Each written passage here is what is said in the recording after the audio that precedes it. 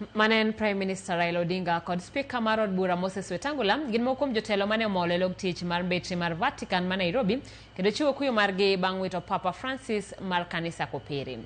Jotelo go ne obedo kod romo kod mbetreno kanyakla kod ma Sudan moting'o askofu margi Matthias Maria Van Migen.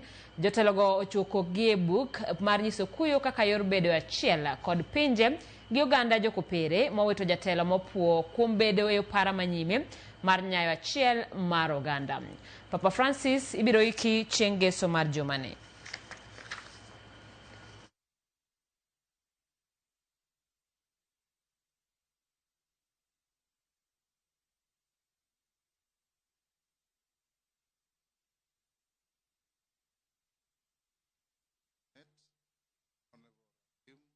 Pope Francis touched many people. We paid tribute to him in the House, observed a minute's silence, and in my communication, I quoted one of his very profound statements, that the world is like a public hospital that heals wounds, that warms hearts, that he stood for building bridges between people and communities, and not barricading walls around people and communities.